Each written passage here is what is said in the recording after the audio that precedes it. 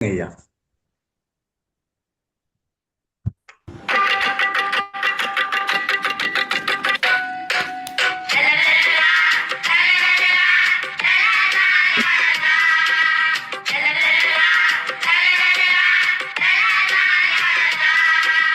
எத்தனை செய்திகள் பேசி அறிந்தோம் ஒவ்வொரு நாளும், எத்தனை மனிதரை கண்டு மகிழ்ந்தோம் ஒவ்வொரு நாளும், எத்தனை நாட்டு தமிழரை இணைத்தோம் ஒவ்வொரு நாளும், எத்தனை அமைப்பின் நட்பினை கொண்டோம் ஒவ்வொரு நாளும், எத்தனை கேள்விகள் எத்தனை பதில்கள் ஒவ்வொரு நாளும், எத்தனை எத்தனை எத்தனை எத்தனை ஒவ்வொரு நாளும். கலந்துரையாடுவோம் கலந்துரையாடுவோம் கலந்துரையாடுவோம். எத்தனை செய்திகள் பேசி அறிந்தோம் ஒவ்வொரு நாளும், எத்தனை மனிதரை கண்டு மகிழ்ந்தோம் ஒவ்வொரு நாளும்.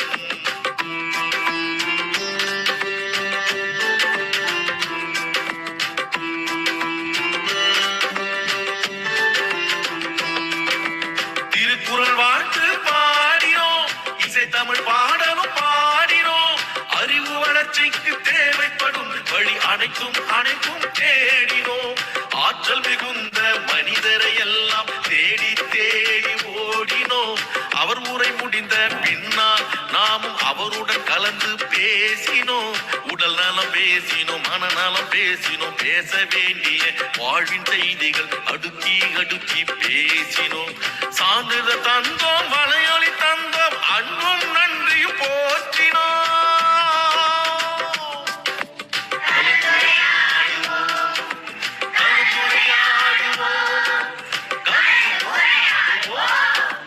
எத்தனை செய்திகள் பேசி அறிந்தோம் ஒவ்வொரு நாளும், எத்தனை மனிதரை கண்டு மகிழ்ந்தோம் ஒவ்வொரு நாள்.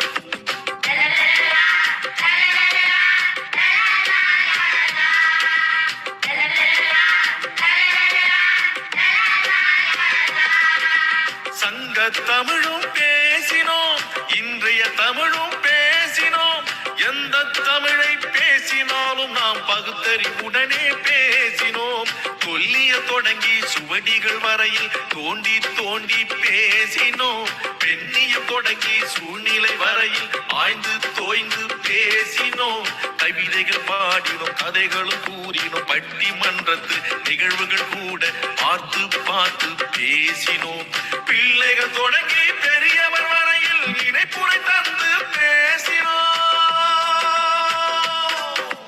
கலந்துரையாடுவோம் கலந்துரையாடுவோம் கலந்துரையாடுவோம் கலந்துரையாடுவோம் கலந்துரையாடுவோம்.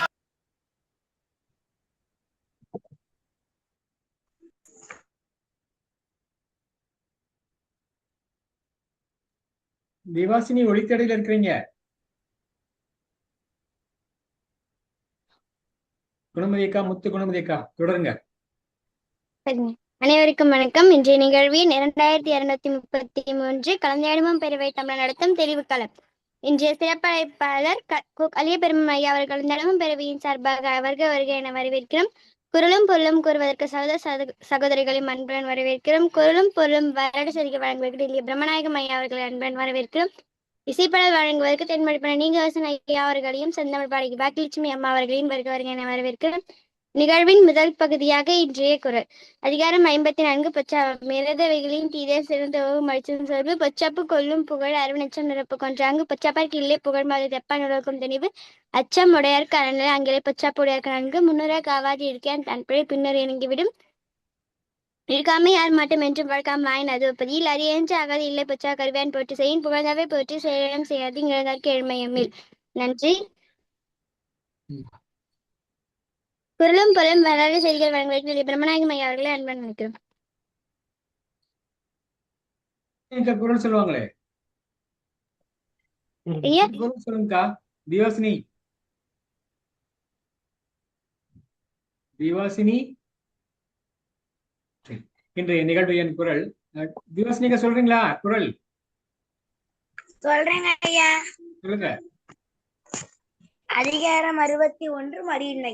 குடியினும் குன்றா விளக்க மடியினும் ஆசரா வாய்ந்த மடிய முடிய கூடியாக என்பவர் மறுமடி கொண்டொழுங்கும் பேதை பேர்ந்த கொடிமுன் தனியின் முது குடிமறிந்த குற்றம் பெருகும் மடிமுடிந்து மாண்ட உணர்ச்சியாக நெடுநீ வரவை மருத்துவ 4 தென்னேற காமக்காலம் படுவிழா பெற்ற வந்த கண் முடிவு இடுபுரிந்த இடத்தில் கேட்ப மறுபுரிந்து மாண்ட உணர்ச்சியில் அவர் மறுமை குடும்பங்க தங்கிய தருணால் கல்மை போக்திடும் குடியன்மை வந்த குற்றம் மடியன்மை மாற்றத்தில் மடிய மன்னவை எய்து மடியால்தான் தாயதெல்லாம் ஒருங்கு. நன்றி. அடுத்த குரலும் பொருளும் வர செய்து வழங்குகிற பிரம்மநாயகம் ஐயா அவர்களே அன்பை நினைக்கிறோம். அழைத்ததுக்கு நன்றி முத்துக்குணமதி. இன்றைய நிகழ்வு என் குரல் பெண்வழிச் செயல் அதிகாரத்துடைய 3வது குரல்.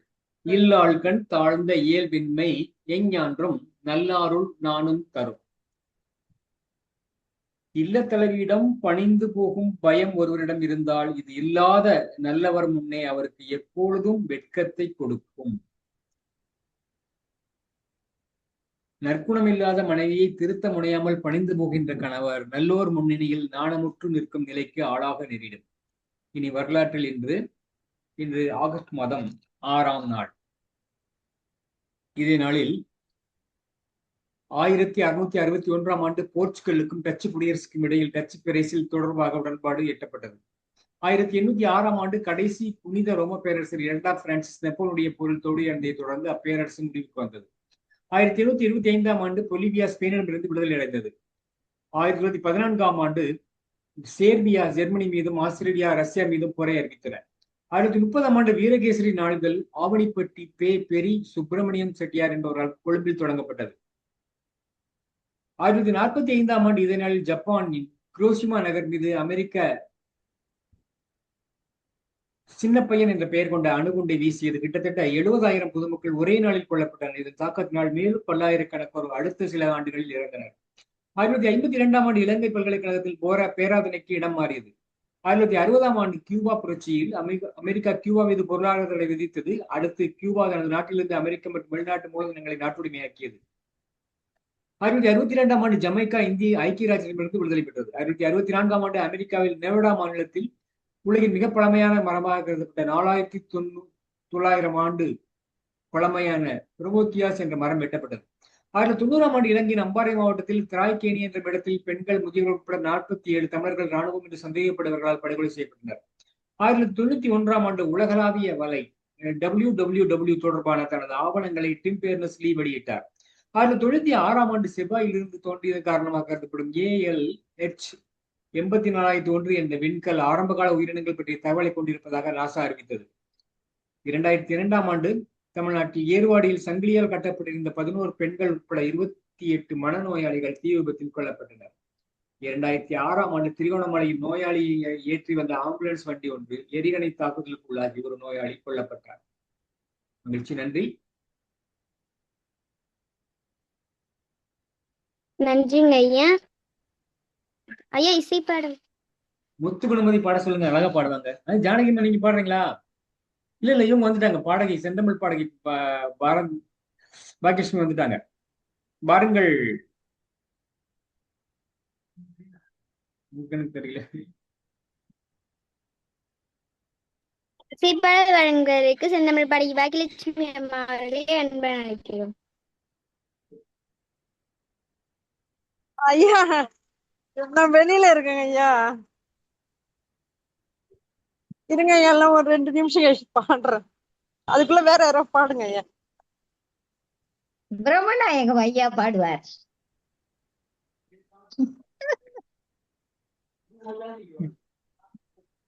நீங்க பாடுங்கம்மா ஜானகிமா.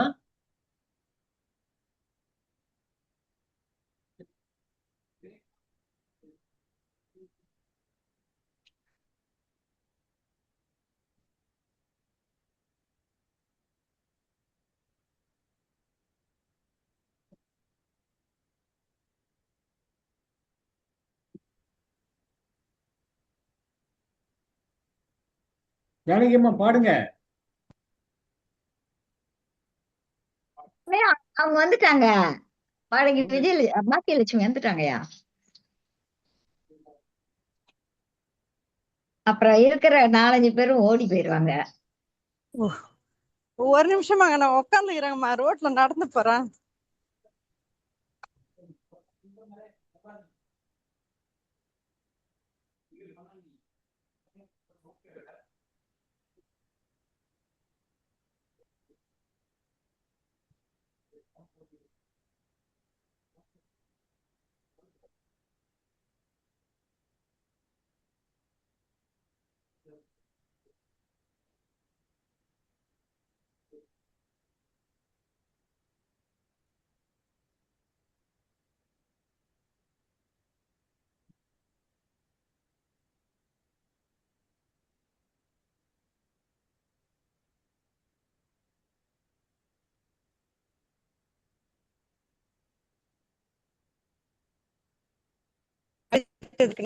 அனைவருக்கும் வணக்கம்.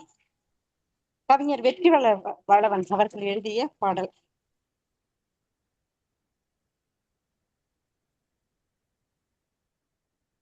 கண்ணீரில் கதறி அழுகிறாள் தள்ளாடும் அன்னை பாரதம்,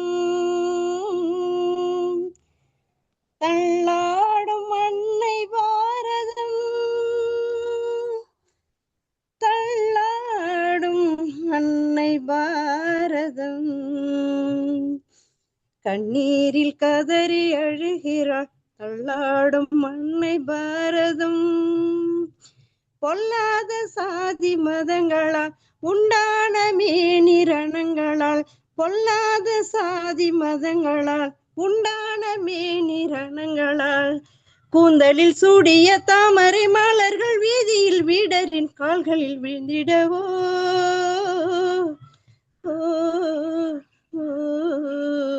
கண்ணீரில் கதறி அழுகிறாள் தள்ளாடும் அன்னை பாரதம். ஊட்டும் அன்னை மார்பிலே கூறிட்டி கொண்டு பாய்ச்சினார், மூட்டும் பகையின் வெறியிலே நம் வீட்டு மனிதர் சாகிறார். ஊட்டும் அன்னை மார்பிலே கூறிட்டி கொண்டு பாய்ச்சினார், மூட்டும் பகையில் வெறியிலே நம் வீட்டு மனிதர் சாகிறார். வாழ்வை தேடும் உயிர்கள் வரலாற்றின் வைரமணிகள், கூடி சிரித்த விழிகள் நடமாடும் தேச சுவர்கள். வாழ்வை தேடும் உயிர்கள் வரலாற்றின் வைரமணிகள், கூடி சிரித்த விழிகள் நடமாடும் தேச சுவர்கள்.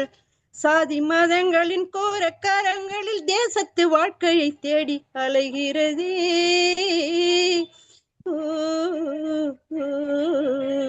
கண்ணீரில் கதறி அழுகிறாள் தள்ளாடும் அன்னை பாரதம். பொல்லாத சாதி மதங்களால் உண்டான மீனிரணங்களால், கூந்தலில் சூடிய தாமரை மலர்கள் வீதியில் வீடரின் கால்களில் வீழ்ந்திடவோ. கண்ணீரில் கதறி அழுகிறாள் தள்ளாடும் அன்னை பாரதம். அனைவருக்கும் நன்றி. நன்றிங்கம்மா. இத்துடன் முதல் பகுதி நிறைவடைகிறது. இனி நிகழ்வுறது இரண்டாம் பகுதி.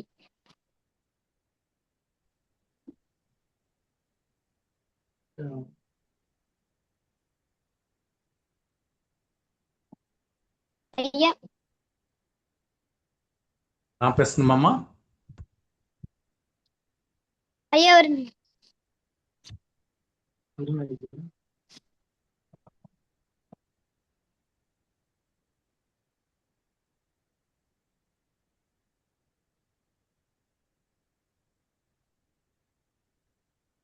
கலந்து நடுவும் பெருவை தமிழ் நடத்தும் தெளிவுக்காலம். இன்றைய நிகழ்வில் 2231 நாள் 6/8/2026 வியாழன்கிழமை, திருவள்ளுவர் ஆண்டு 2057, கடகம் 21. இன்றைய சிறப்பழைப்பாளர் கவிஞர் கவியுகன் என்கிற கோ. கலியபெருமாள் ஐயா அவர்கள். திருப்புவனை புதுச்சேரி காவல்துறை 37 ஆண்டுகள் உதவி ஆய்வாளராக பணி நிறைவு. முப்பால் இலக்கிய பேரவையின் நிறுவன தலைவர், பகுத்தறிவு சிந்தனையாளர், கடவுள் மறுப்பாளர், மூட நம்பிக்கையை ஏற்காதவர், அறிவர் அம்பேத்கர், தந்தை பெரியார் வழி நடப்பவர். உங்கள் சிந்தனைக்கு என்று தினம் ஒரு கவிதையாக இன்றுடன் 1500 கவிதைகளை வாட்ஸ்அப் வாயிலாக பதிவிட்டு வருகிறார். ஐயா அவர்கள் இன்று பேச எடுத்துக்கொண்ட தலைப்பு, ஆதவன் பார்வையில் ராகுவும் கேதுவும் ஏது. ஐயா தங்கள் 6 மணி வரை உரையாற்றலாம் பாருங்களேன். நன்றி அம்மா. நான் தொடங்கலாமா? ஐயா தொடங்கலாம். வாழ்க தமிழ். கலந்துரையாடுவோம் பேரவை தமிழ்நாடு நடத்தும் தெளிவுக்களம் 2233ஆம் நிகழ்வாக இன்று நான் பேச என்னை அழைத்த இந்த கலந்துரையாடுவோம் பேரவையின் தலைமை ஒருங்கிணைப்பாளர் பேராசிரியர் தமிழியலன் கண்ணம்பாள் அவர்களுக்கும் என்னை இந்த நிகழ்ச்சியில் அறிமுகப்படுத்தி உற்ற நண்பராகவும் வழிகாட்டியாகவும் விளங்கும் திருக்குறள் காமராசு ஐயா அவர்களுக்கும் இந்த தினந்தோறும் இந்த நிகழ்ச்சியில் தவறாமல் இடம்பெற்று நிகழ்ச்சிகளை நடத்தி கொண்டிருக்கும் அனைத்து நல்லுள்ளங்களுக்கும் எனது நெஞ்சார்ந்த நன்றியும் வணக்கத்தையும் தெரிவித்துக் கொள்கிறேன். இன்று நான் எடுத்துக்கொண்ட தலைப்பு, ஐயா நீதியரசர் ஐயாவுக்கு வணக்கம், நன்றி ஐயா. இன்று நான் எடுத்துக்கொண்ட தலைப்பு ஆதவன் பார்வையில் ராகுவும் கேதுவும் ஏது. இதற்கு முன்பு சில கருத்துக்கள், சில வார்த்தைகள். அறிவர் அம்பேத்கர் அவருடைய பொன்மொழி என்னவென்றால், கற்பி ஒன்று சேர் புரட்சி செய் என்று ஒரு தனி மனிதனை அறைக்கூவில் விடுத்து அழைத்தார். தந்தை பெரியார் அவர்கள் கடவுள் இல்லை, கடவுள் இல்லை, கடவுள் இல்லவே இல்லை என்ற ஒரு தத்துவத்தை போதித்து மக்களுக்கு விழிப்புணர்ச்சி ஏற்படுத்தினார்கள். புரட்சி கவிஞர் பாவேந்தர் பாரதிதாசன் அவர்கள் ஒரு அருமையான பாடல் வரிகளை கூட தமிழுக்காக தந்திருக்கிறார். எங்கள் வாழ்வும் எங்கள் வளமும் மங்காத தமிழ் என்று சங்கே முழங்கு, எங்கள் பகைவர் எங்கோ மறைந்தார் இங்குள்ள தமிழர்கள் ஒன்றாதல் கண்டு, பொங்கு தமிழுக்கு இன்னல் விளைத்தால் சங்காரன் விஷம் என்று சங்கே முழங்கு. அப்படி என்று பாடல் வரிகளை தந்து வீர முழக்கங்களை அள்ளி வீசியிருக்கிறார்கள் இந்த தமிழுக்காக. இந்த கலந்துரையாடுவோம் பேரவையின் நோக்கம் என்னவோ அது என்னை சார்ந்து எனக்கு ஏற்றதாகவே உள்ளது. பகுத்தறிவு சிந்தனையுடன் தமிழ் வளர்ப்பதும் திருக்குறளை மேம்படுத்துவதும் உற்ற நோக்கமாக கொண்டு செயல்படுவது எனக்கு மிக்க மகிழ்ச்சி அளிக்கின்றது. இதில் நான் தோன்றி பேசுவது என்னை இன்னும் பலப்படுத்தும் என்று நான் நினைக்கின்றேன். ஆதவன் பார்வையில் ராகுவும் கேதுவும் ஏது, இதுதான் தலைப்பு. ராகுவும் கேதுவும் யாரால் கொண்டு வரப்பட்டது? 2000 ஆண்டுகளுக்கு முன்பு எழுதிய திருக்குறளில் சொல்லப்பட்டிருக்கிறதா? அறம் பொருள் இன்பம் என்ற மனித ஒழுக்கத்துக்கு கூறப்பட்ட அறநெறி நூல், பொதுமறை நூல் திருக்குறள், அதில் குறிப்பிடப்படவில்லை. சரி, அதற்கு முன்பு ஒரு 3000 ஆண்டுகளுக்கு முற்பட்டது, 5000 ஆண்டுகளோ என்னவோ, இலக்கண நூலான தொல்காப்பியத்தில் கூறப்பட்டதா? அதிலும் கிடையாது. அதிலும் இந்த ராகு கேதை பத்தி எதுவும் கிடையாது. சரி, இந்த இந்துக்களுக்காக எழுதப்பட்ட புழுகப்பட்ட, அப்படிதான் சொல்லணும், ரிக்கு யசூர் சாமம் அதர்வனம், அதுல சொல்லியிருக்காங்களா? அதுலயும் சொல்லப்படலை. அப்போ எங்கிருந்து இடைப்பட்ட காலத்துல இந்த ராகு கேது குளிகை யமகண்டம் இதெல்லாம் கொண்டு வந்து சொருகினாங்க பார்ப்பனர்கள். இது யார் கொண்டு வந்து சொருகினா? அந்த பார்ப்பனர்கள் அவங்க எந்த உடல் உழைப்பு இல்லாம, உடலில் வேர்வை கூட ஏற்படாத அளவுக்கு உட்கார்ந்து சாப்பிடும் அளவுக்கு இந்த மக்களை ஒரு அடிமையாக்கி அவங்களை மூடப்பழக்கத்தில் போட்டு மிதித்து அங்கேயே கிடக்க வைத்து அவர்கள் மட்டும் சொகுசு வாழ்க்கை வாழ்வதற்காக ஏற்படுத்தி கொண்ட ஒரு இதுதான் இது, இந்த ராகு கேது. ராகு கேது என்பது ஒரு கிரக வடிவ, நிழல் வடிவ கிரகங்கள் என்று சொல்லப்படுகிறது. சூரிய குடும்பத்தை சார்ந்த 9 கோள்கள் இதில் கணக்கில் வராது. இதில் திங்கள், செவ்வாய், புதன், வியாழன், சனி போன்ற கிரகங்களும் இதில் அடங்காது. இது ஏதோ ஒரு நிழல் கிரகம் என்று பெயர் வைத்து அது நல்லது செய்வதாகவும் தீயது செய்வதாகவும் தேவையான போது மாற்றுவதற்கு அந்த பார்ப்பனர்கள் முயற்சி செய்கிறார்கள். அப்ப அதை வச்சு நம்மளை இந்த ராகு கேதுன்னு சொல்லிட்டு ஒரு பயமுறுத்தி வச்சு குழந்தை பிறந்ததுலேருந்து மனிதன் இறந்து அவன் சுடுகாட்டுக்கு போகும் வரையில் பார்ப்பனர் அல்லாத ஒரு எந்த நிகழ்ச்சியும் நம்மால் நடத்த முடிவதில்லை. ஒரு இந்த இப்போ இருக்கிற நவீன காலகட்டத்தில் அறிவியல் வளர்ச்சியில் ஒரு காலத்துல சொன்னாங்க, மழை பெய்யறதும் புள்ள பிறக்கிறதும் மகாதேவனுக்கே தெரியாது அப்படின்னு ஒரு கிராமத்து பழமொழி சொல்லுவாங்க. அப்போ இன்னைக்கு மழை பெய்யறதும் அறிவியலால் நிகழ்த்தப்படுகிறது. குழந்தை எப்போ பிறக்கணும், ஒரு வாரத்துக்கு முன்னாடி தேவைப்பட்டா கூட பிறக்க வச்சுக்கலாம். அந்த அளவுக்கு ஒரு நவீன சிகிச்சை வந்து போச்சு.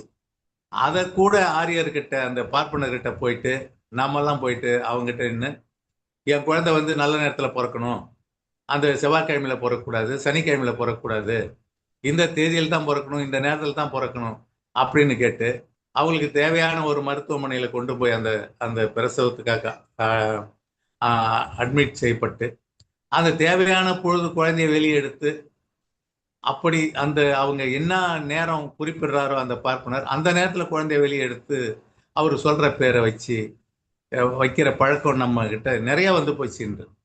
அறிவியல் உலகத்துல இந்த பகுத்தறிவு சிந்தனையில வளர்ற நாம் வாழற நம்ம கிட்ட இப்படிப்பட்ட ஒரு அசைக்க முடியாத ஒரு மூட நம்பிக்கை இன்றளவும் நிகழ்ந்து கொண்டிருப்பது வேதனை அளிக்கிறது. அதன் பொருட்டுதான் இன்று இதனுடைய தலைப்பை நான் எடுத்து பேசணும்னு நினைச்சேன். இதுக்கு முன்னாடி பெண்ணுரிமை பத்தி பேசியிருக்கிறேன், பகுத்தறிவை பத்தி கூட பேசியிருக்கிறேன். இது இன்றைய நிகழ்ச்சி இது பெரிய ரொம்ப வேதனை தரக்கூடிய செயலா தான் இருக்குது. நம்ம கண் முன்னாடி காலையில் சூரியன் தோன்றது பகல் பொழுதாகவும் மறையிறது இரவு பொழுதாகவும், இரவு பொழுது சந்திரன் வருகை, அது தேய்பிறை வளர்பிறை எல்லாம் பூமி இந்த சந்திரன் சுழற்சினால பூமி சூரியனை இந்த 2 கோள்களும் சுற்றி வர்றதுனால ஏற்படுற அமாவாசை பௌர்ணமி போன்ற நிகழ்வுகள் நிகழ்கின்றது. இந்த அமாவாசை கூட அவங்க அந்த நியூ மூன் புல் மூன்ன்றதுக்கு அவங்க ஒரு பேர் சூட்டி அவங்க வச்சுக்கிறாங்க. இது எல்லாமே அவங்க அந்த சமஸ்கிருத சம்பந்தப்படுத்தி இந்த RSS சித்தாந்தத்தை கடைபிடிக்கிறவங்க, அதை தொடர்ச்சியாக இந்த பார்ப்பனர்கள் இப்படி அவங்களுடைய ஒரு இதை கட்டமைச்சுக்கிறாங்க. ஒரு கோயில் கட்டணும் பொதுமக்களால் தீர்மானிக்கப்படுது, எங்க கட்டலாம் அதுக்கான இடம் தேர்வு செய்யப்படுது, அதுக்கான பொருளாதார வசதி செய்யறாங்க. செய்து கடக்கால் தோன்றதுலேருந்து அந்த கோயில் கட்டி கோபுரம் வச்சு கருவறை அமைத்து அது சிலை செதுக்கி உள்ளே வைக்கும் வரையில் சூத்திரர்களோ பஞ்சமர்களோ வேலை செய்வார்கள். அதன் பிறகு அதோட இவங்க எல்லாம் வெளியே வந்துடணும். அதன் பிறகு பார்ப்பனர்கள் அந்த எல்லாத்தையும் போட்டு எரிச்சு, அந்த காலத்துல குதிரை பசெல்லாம் போட்டு வெட்டி போட்டு எரிச்சு அந்த ஒரு யாகம் வளர்த்து நெருப்புல போட்டு வேக வச்சு யாகம் வளர்த்து, அப்போ அந்த கடவுளுக்கு கடவுளா அவர் பவர் கொடுக்குறாராம். யாரு கொடுக்குறாரு? பார்ப்பனர். ஒரு கல்லுக்கு கடவுளாக அவரு பவர் கொடுக்கும்போது பெரியார் அதான் சொன்னார், கோயிலுக்கு வெளியில் நிற்கிற மக்களுக்கு அவங்களுக்கு அந்த தீண்டாமை ஒழிச்சு அவங்களுக்கு ஒரு பவர் கொடுத்து நீ கருவாரிக்கு இட்டுன்னு போலாமே அப்படின்னு பெரியார் கேட்டார். இதற்கெல்லாம் அவங்க கிட்ட கேள்வியே கிடையாது. அப்போ கடவுள் நமக்கு வரம் தராரு, பணம் தராரு, பொருள் தராரு, கல்வி தராரு, செல்வம் தராங்க. இப்படிப்பட்ட கடவுள்களையே உருவாக்குறவர் தான் பார்ப்பனர். அந்த பார்ப்பனர் மனிதர். அதனாலதான் அவர் என்ன சொல்றாரு, தலையில பிறக்கிறாராம். அவர் தலையில பார்ப்பனர் பிறக்கிறாரு. தோல்ல அதற்கு இடையில அரசர்கள் சத்திரியர்கள் தோல்ல பிறக்கிறாங்க. இடைப்பட்ட இனத்தவர் வியாபாரம் பண்றவங்க வைசியர் இடையில பிறக்கிறாங்க. சூத்திரர்கள் பாதத்துல பிறக்கிறாங்க. இப்படி எவ்வளவு ஒரு கீழ்த்தரமான ஒரு மனித சமூகத்தை கீழ்த்தரமான முறையில நடத்துறாங்க. அதை தாண்டி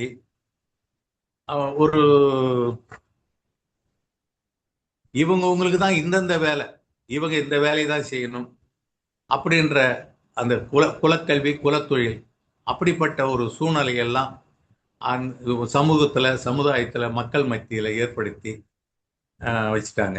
2-3 விழுக்காடு கூட இல்லாத அந்த உயர் வகுப்பினர் இப்போ இடபிள்யூஎஸ் அப்படின்ற ஒரு சட்டத்தை கொண்டு வந்து பாஸ் பண்ணி அவங்களுக்கு 10 விழுக்காடு வேலை வாய்ப்பு, கல்வி போன்ற எல்லா இதுலையும் அரசு துறையில ஏற்பாடு பண்ணின்னு உற்பத்தி சட்டம் இயற்றி வச்சுக்கின்னு அவங்க அதுல இருந்து அதுக்கு முன்னாடி அவங்க தான் வந்து நாட்டை ஆள்றவங்க.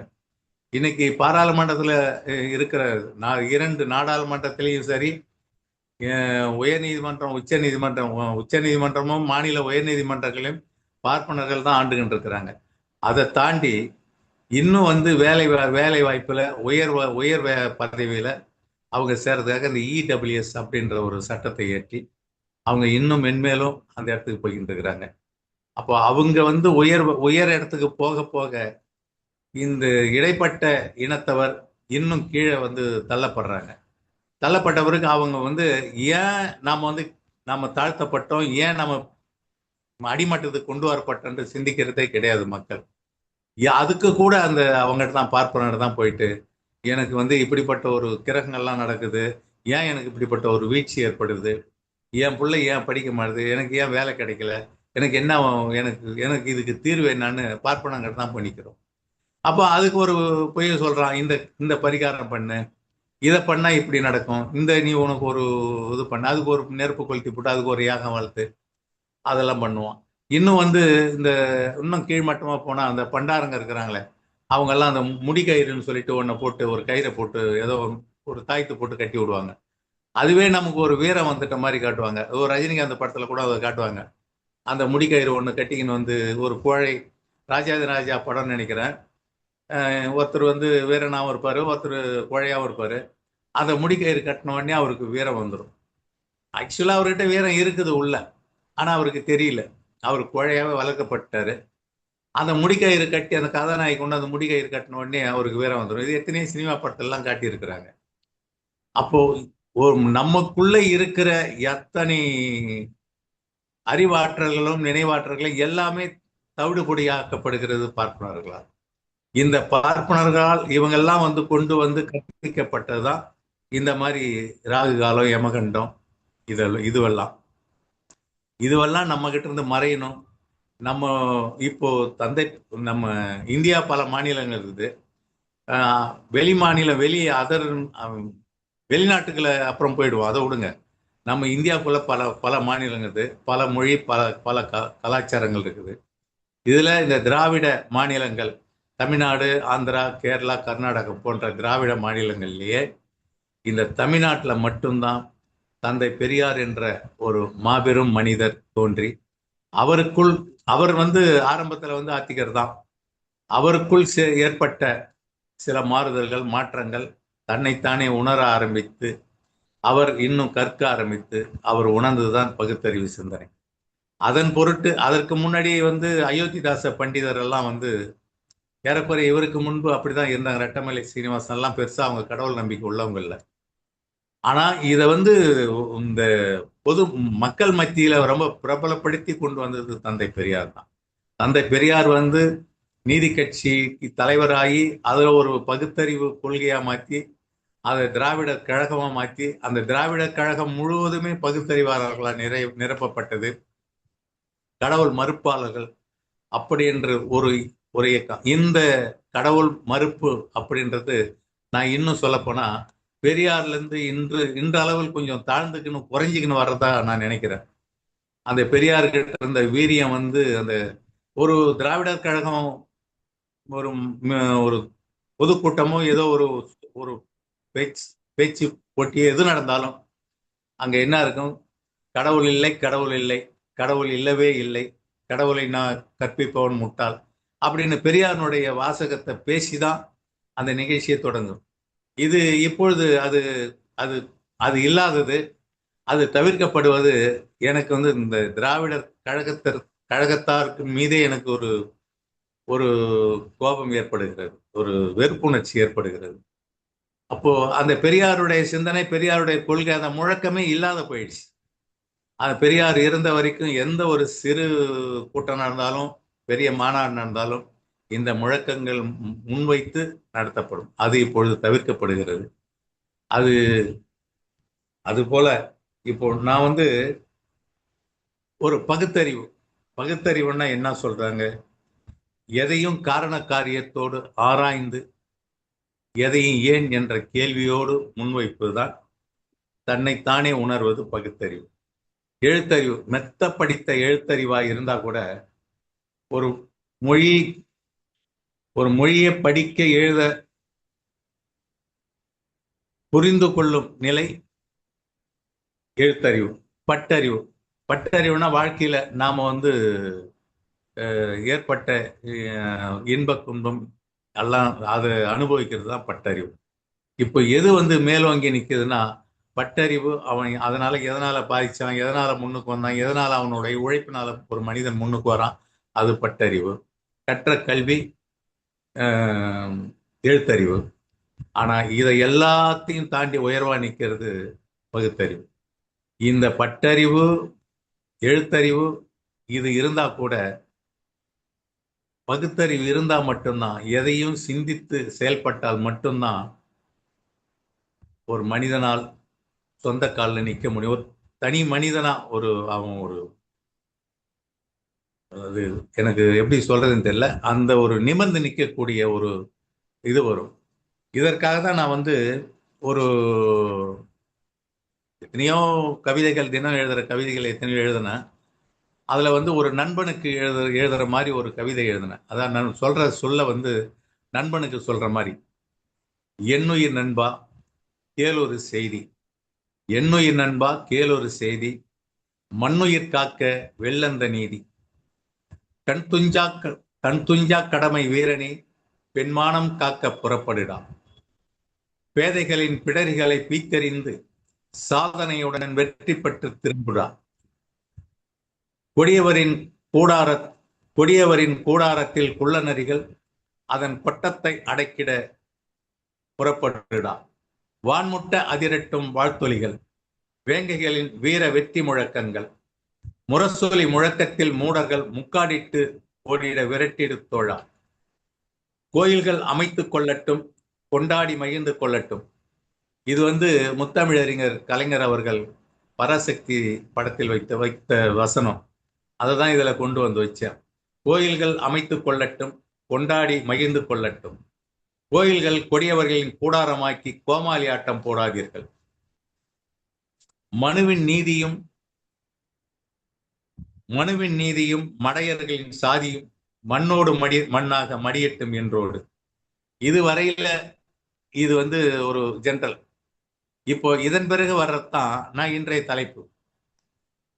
ஆதவன் தோன்றி மறையும் வரை பகலென்றோ, அதில் எங்கடா ராகுவும் கேதுவும் அடிமுட்டாளே, ஒலிக ஒரு கேடு இடையிலே யமகண்டம் வேறு, குற்றமாந்தரி அஷ்டமியும் நவமியும் அதிர்ஷ்டம் இல்லையா, சூரியனை சுற்றி கிரகங்களின் வலம் மாறி வருவதுதானே முழுநிலவு ஜாலம், அமாவாசை நத்திதி என்கிறீர்கள், அடுத்த நாள் பிரதமை பயனில்லை என்கிறீர்கள், பார்ப்பனன் சாஸ்திரம் படைத்து விட்டான், பள்ளத்தில் விழுந்து நாம் பார்ப்பன அடிமையானோம், படித்தவர்களே பண்பாளர்களே பார்த்தீர்களா கேட்டீர்களா, தலையிலே பிராமணனாம் தோளிலே சத்திரியனாம் இடுப்பிலே வைசியனாம் பாதத்தில் சூத்திரனாம், பறவை மிருகங்கள் பிறப்பெங்கடா எவர் பிறப்பும் உறுப்பு வழிதானடா அப்படின்னு ஒரு கவிதை எழுதினேன்.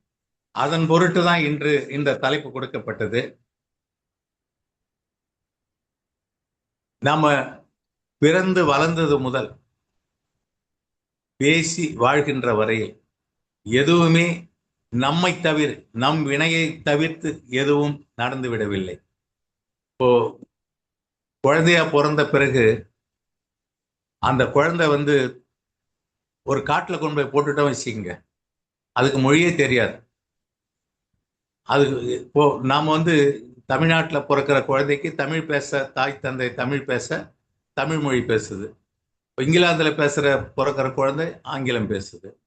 மற்ற மொழி சார்ந்த அந்தந்த மாநிலத்தில் அந்தந்த இடத்துல பிறந்த அந்தந்த கலாச்சாரத்துக்கு அந்த குழந்தை வளர்க்கப்படுது. அப்போ அவங்கெல்லாம் வந்து அது எதை சார்ந்து அந்த மனிதன் வளர்றானோ வளர்க்கப்படுறானோ அப்படிதான் அவன் வந்து இருப்பான். அவன் வந்து வளர்க்கப்படுறான், அவன் அப்படிதான் அவனுடைய வாழ்க்கை அமையும். அப்போ அதை மாற்றி வந்து அவன் வர்றதுக்கு வாய்ப்பே கிடையாது. அந்த மாதிரி சூழ்நிலையில தான்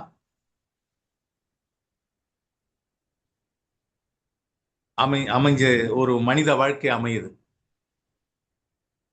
என்னுடைய கேள்வி எல்லாம் இப்போ இன்னைக்கு கூட என்னுடைய கவிதை வரிகள் என்ன சொல்லியிருக்கிறேன்னா, அதுக்கு தலைப்பு என்ன சொல்லிக்கிறேன்னா, ஆரிய நரிகளும் சிந்து சமவெளி நாகரிகமும். இப்போ ஆரிய சிந்து சமவெளி நாகரிகம் என்றது ஏறக்குறைய கிமு ஒரு ஒரு இப்போ அது ஆண்டு கணக்கில் சொன்னா ஒரு 3000 4000 ஆண்டுகள் கணக்களவில் ஒரு மக்கள், ஒரு திராவிட மக்கள் வாழ்ந்துன்னு வந்தாங்க. அவங்க திராவிட மக்கள் தான் வந்து வரலாறு சொல்லுது. அப்போ இந்த பார்ப்பனர்கள் ஆரியர்கள் வந்து கைபர் போலன் வழியா நாடோடிகளா வந்தவங்க தான் இந்த மண்ணுக்குள்ள, இந்த சிந்து சமவெளி பகுதிக்கு. அவங்க வந்து ஆடு மாடு மேய்ச்சிக்கின்னு அவங்க வந்து அவங்க கடைசியில இந்த திராவிட வர்க்கத்தையே வந்து இனத்தையே வந்து அவங்கள தொழில் செய்ய வச்சு, அவங்க தொழில் ரீதியாக அவங்கள சாதி பிரிச்சு, அந்த சாதி வழியா பிரிச்சு வச்சதுதான் அந்த ஆரிய கோட்பாடு. ஆரியம் அப்படி பண்ணுச்சு. அப்ப அதுக்கு முன்னாடி நம்ம ஆரிய திராவிடர்கிட்ட வந்து சாதி இருந்தா வாய்ப்பே இல்லை. சாதி கிடையாது, மதம் கிடையாது. அப்போ இப்போ கடவுள் என்று கொண்டு ஒரு பெயர் வைத்து அது இப்போ தமிழ் கடவுள், நம்ம மற்ற கடவுளை கூட விடுங்க, நம்ம தமிழ்நாட்டில் இருக்கிற கடவுள்கள் இப்போ சிவன், முருகன் இவங்கெல்லாம் இருக்கிறாங்க. சிவனுக்கும் பார்வதிக்கும் முருகர் விநாயகர் பிறந்ததா சொல்றாங்க. குழந்தையா வளர்றாங்க, இளமை பருவம் வராங்க.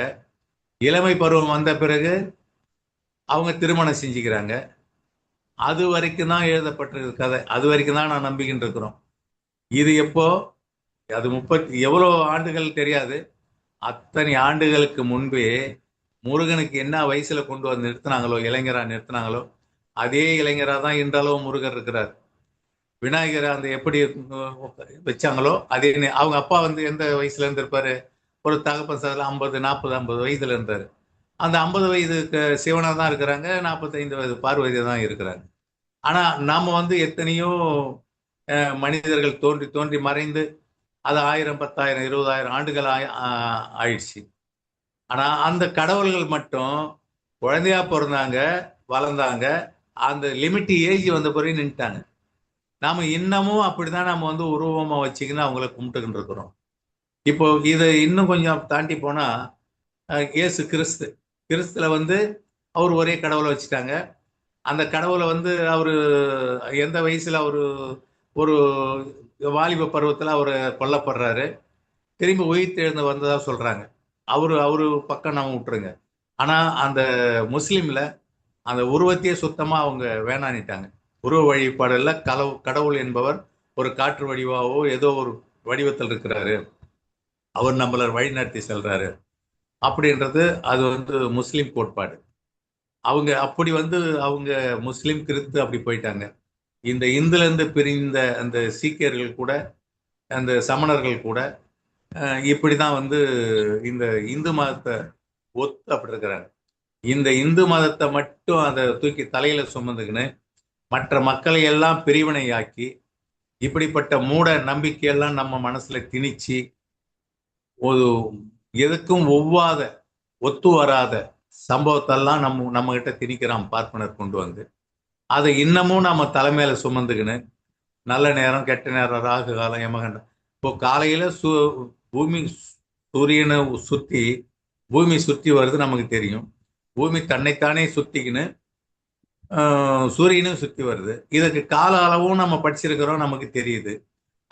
அதன் அடிப்படையில தான் பகல் இரவு தோன்றுது. இப்போ நம்ம இந்த பகுதியில நாம பகல்ல இப்போ மாலை நேரத்தில் இருக்கிறோன்னா, இன்னும் இதே பூமியில இன்னும் அந்த பக்கத்துல இரவு நேரமா இருக்கும், இல்ல விடிகால நேரமா இருக்கும், இல்ல இன்னும் ஒரு நள்ளிரவு நேரமா இருக்கும்.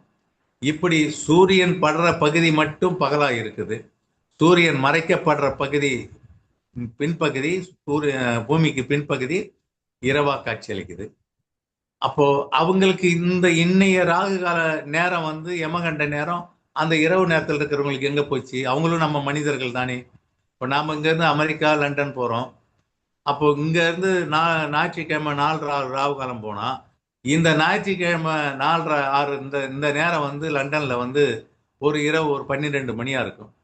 அப்ப அந்த நேரத்துல எந்த ராவு காலத்தை நம்ம அங்க தேடுறது? அப்ப அவங்களுக்கு பகல் பொழுதுல அங்க மட்டும் பகல்ல ராகு காலம் வந்துடுறாரா? இப்போ இதெல்லாம் வந்து இன்னும் கொஞ்சம் ஆழ்ந்து அதில் படிக்க போனா ராகு வந்து உடல் இல்லாத தலையாம், கேது வந்து தலையில்லாத உடல்.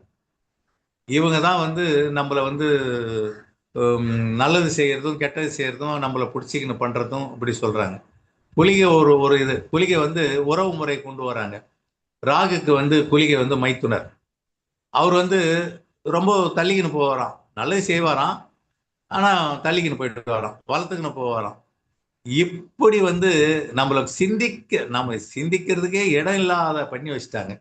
அதை பத்தி நம்ம எப்போவாது சிந்திக்கிறோமா? இல்லை. மாட்டை வந்து பசுமாட்டை வந்து கும்பிட சொல்றான். அது கும்பிடுறதும் அது என்னன்னா பின்பக்கம் கும்பிடணுமா? பின்பக்கம் தான் ஏதோ லட்சுமி எல்லாம் இருக்குதான். முன்பக்கம் கும்பிடுறத விட பின்பக்கம் கும்பிடணுமா? இப்போ நாம ரோட்ல போகும்போது பார்த்தா இந்த நகர பகுதியில மாடு நிறைய சுத்திக்கின்னு கிடக்கும். அதுக்குன்னு மெனக்கிட்ட போய் அகத்திக்கீரையை வாங்கி வந்து மாட்டுங்களுக்கு கொடுப்பான். அந்த அமாவாசை டைம்ல பார்த்தினா நம்ம நிறைய பார்க்கலாம். அவ கொடுத்துட்டு அவன் என்ன பண்ணுவான், சாப்பிட்றதுக்கு வாய் வழியா கொடுத்துட்டு பின்பக்கம் வந்து அந்த மாட்டை தொட்டு கும்பிட்டு போவான். அவன் எந்த அளவுக்கு அவன்கிட்ட நம்பிக்கிறது அது. அதனால வந்து அவன் என்ன பயனடை போறான்னு தெரியல. இன்னும் மக்கள் இப்படி இருக்கிறாங்க. இப்படியெல்லாம் இதெல்லாம் விழிப்புணர்ச்சி வரணும், மக்கள் மத்தியில எழுச்சி வரணும், அவங்க சிந்திக்கணும். எவ்வளோ இந்த நீதிமன்றத்தெல்லாம் ஆள்றாங்க ஜட்ஜஸ், நீதிபதிகள் எவ்வளோ ஆராய்ந்து தீர்ப்பு கொடுக்குறாங்க. சுப்ரீம் கோர்ட்ல, ஹைகோர்ட்ல அவங்க தன்னிச்சு ஐயாவுக்கு தெரியும். கீழ்கோர்ட்டு மட்டும்தான் அந்த சட்டத்தால் உள்ளபடி தண்டனை கொடுப்பாங்க. மேல்கோர்ட்டில் உள்ளபடி பஞ்சாயத்து படி அவங்க மனசு உள்ளபடி அவங்க தண்டனையோ ரிலீஸோ அவங்க கொடுத்துருவாங்க. இப்போ ஜெயலலிதா வழக்கில் கூட மைக்கேல் டி குன்கா வந்து ஆராய்ச்சி தீர்ப்பு கொடுத்தாரு. குமாரசாமி என்ன சொல்லிட்டாரு, கணக்கு தப்பு, இதனால இந்த தீர்ப்பே தப்புன்னு சொல்லிட்டு அதை வந்து முடிச்சு வச்சுட்டாரு. அப்போ ஹைகோர்ட் ஜட்ஜஸ் வந்து நினைச்சாங்கன்னா அதை வந்து உறுதிப்படுத்தலாம், இல்லை தூக்கி போடலாம்.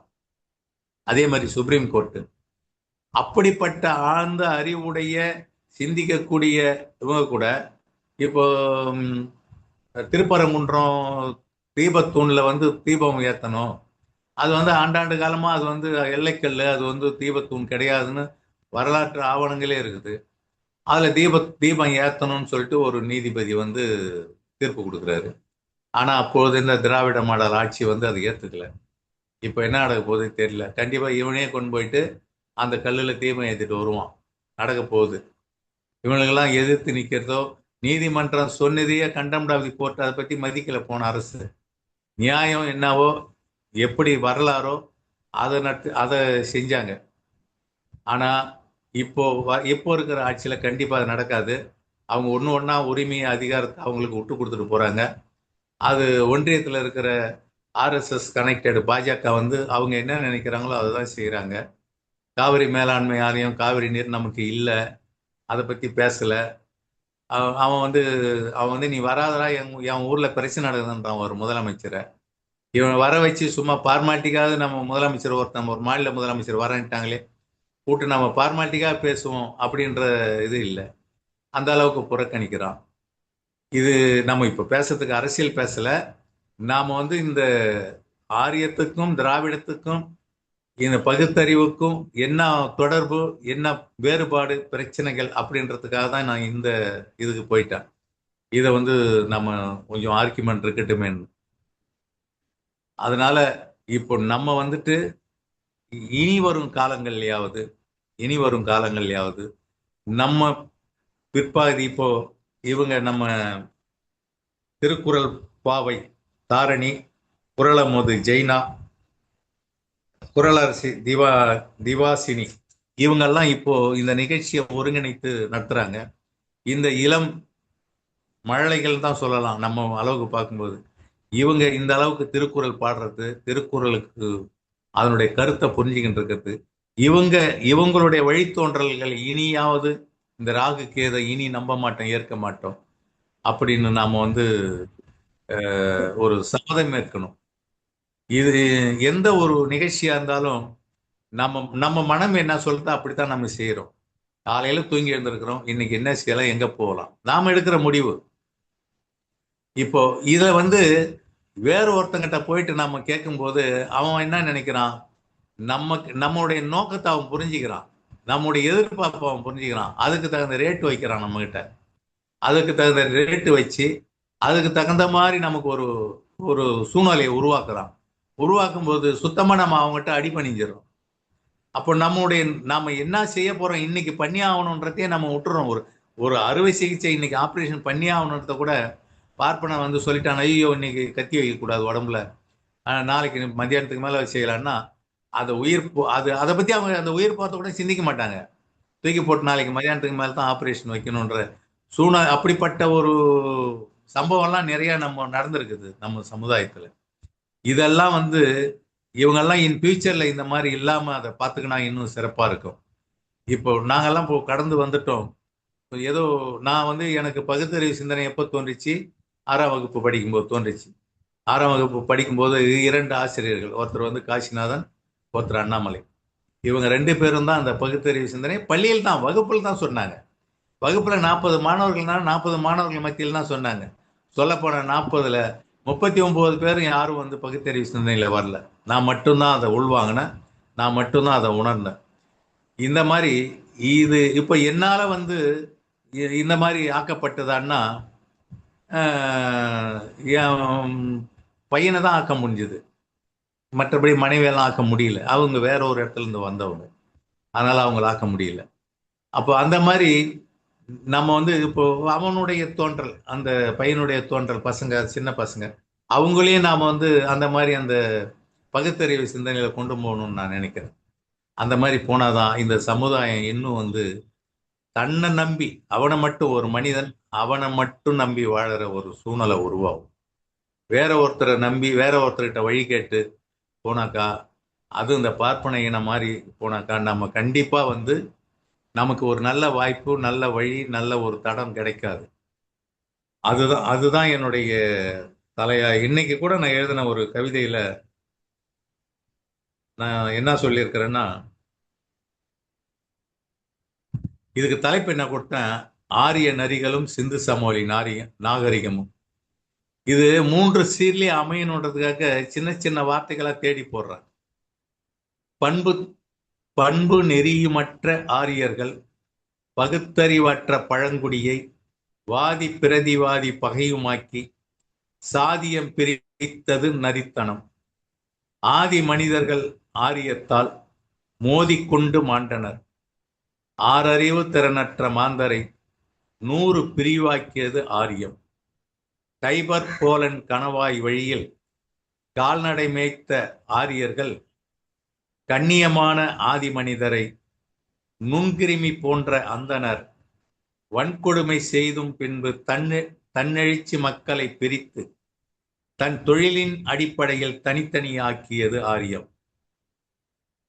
சாதிகள் வேரூன்றி விட்டதால் மதமும் மனிதருள் தழைத்தது, நீதியும் நெறியும் மக்களுள் நிலையற்ற நிலை உருவானது. சாதி அடிப்படையை மூலமாக்கி வேதம் போன்றவற்றை புகுத்தி காததூரம் மக்களை நகர்த்தி நூதனமாக பிரித்தது ஆரியம். தலைமீது பிறந்தது பார்ப்பனர், தோளில் பிறந்தவர் சத்திரியர்கள், இடையில் பிறந்தவர் வைசியர், பாதத்தில் பிறந்தது சூத்திரரா. அறிவியல் இப்படி சொல்லுமா, அறிவற்றவர் கூற்றை ஏற்பதா அப்படின்னு இன்னைக்கு என்னுடைய கவிதை வரிகள்ல சொல்லியிருக்கிறார். இந்த எந்த ஒரு அடிப்படை ஆதாரமும் மற்ற உங்களுடைய ஒரு சிந்தனைய, இப்போ வடநாட்டுல எல்லாம் போனா மாட்டினுடைய அந்த மூத்தத்தை, சிறுநீரத்தை வந்து புட்டியில் அடிச்சு வெளிநாட்டு கூட ஏற்றுமதி பண்றாங்களாம். அதே மாதிரி நம்ம டீ கடை மாதிரி, நம்ம ஊர்ல டீ கடை இருக்கிற மாதிரி மாட்டு சாணியை வந்து கலக்கி சூஸ் மாதிரி போட்டு கொடுக்குறான். அதை வாங்கி காசு கொடுத்து வாங்கி குடிச்சிட்டு போறாங்க. அது எவ்வளவு ஒரு கீழ்த்தரமான ஒரு செயலாது. இன்றளவு இப்போ இன்னைக்கு நேற்று நாளைக்கு நடந்து இருந்தது வடநாட்டுல, உத்தரப்பிரதேசம், பீகார் போன்ற மாநிலங்கள். அப்போ அது மாதிரி ஏதோ தமிழ்நாடு மட்டும் இப்படிப்பட்ட அறிவார்ந்தவர்கள், முற்போக்கு சிந்தனையாளர்கள் இருந்ததுனால நமக்கு வந்து ஒரு பகுத்தறிவு அப்படின்னா நம்மளை உணரப்பட்டோம், கத்துக்கணும், சிந்திக்கிறோம். இந்த மாதிரி நம்ம இன்னும் ஒவ்வொரு மனிதரும் எதிர்காலத்துல நம்முடைய சிந்தனையை இன்னும் விசாலமாக்கி நாம இன்னும் இந்த நெறியோட பகுத்தறிவு சிந்தனையோட ஒவ்வொரு மனிதனும் ஏன் என்ற கேள்வி நமக்குள்ள எழணும். ஏன் என்ற கேள்வி எழலனா நாம மற்றவர் சொல்றதை நம்ம கேட்டுதான் அடிபணிஞ்சு போவோம். நல்லவையன் தான் கேட்கலாம், ஆன்றோர்கள் சான்றோர்கள் சொல்றதை கேட்கலாம், அறிவார்ந்தவர்கள் சொல்றதை கேட்கலாம். ஆனா அவங்க சொல்றது கூட காரணம் ஏன் அப்படின்றத நம்ம கேட்கணும். அது கேட்டா மட்டும்தான் நம்ம உணர்றோம் அப்படின்றத நம்ம புரிஞ்சிக்க முடியும்.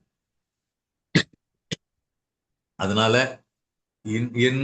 இனி வரும் காலங்களில் இனி வரும் சந்ததியினர் பகுத்தறிவு சிந்தனையுடன் ஏன் என்ற கேள்வியுடன் ஒவ்வொரு நாளும் எழுந்திருக்க வேண்டும், ஒவ்வொரு செயலும் செய்ய வேண்டும், ஒவ்வொரு நாளும் அப்படியாக நிகழ வேண்டும்.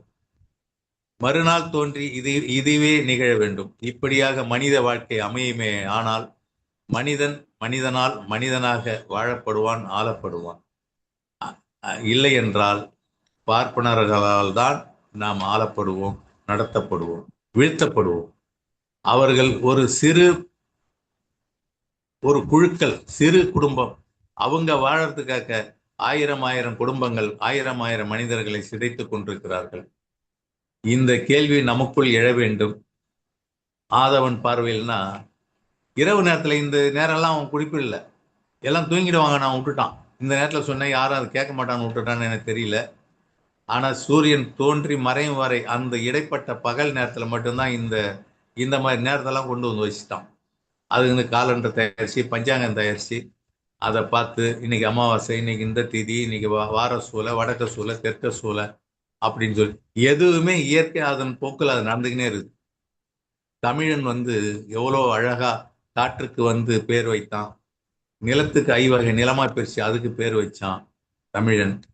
அப்படியெல்லாம் வாழ்ந்த இந்த தமிழ்நாட்டில். ஆனா எனக்கு தெரிஞ்சு இந்த திருக்குறள் எழுதினாங்க, அந்த திருக்குறள் எழுதுறதுக்கு முன்னாடி தொல்காப்பியம் எழுதினாங்க, அதுக்கு முன்னாடி சங்க இலக்கிய நூல்கள் எப்போ அதுக்கு முன்னாடி எல்லாம் வந்தது. அப்போல்லாம் இவ்வளவு மூடப்பழக்கம் இருந்திருக்குமானா இல்லை.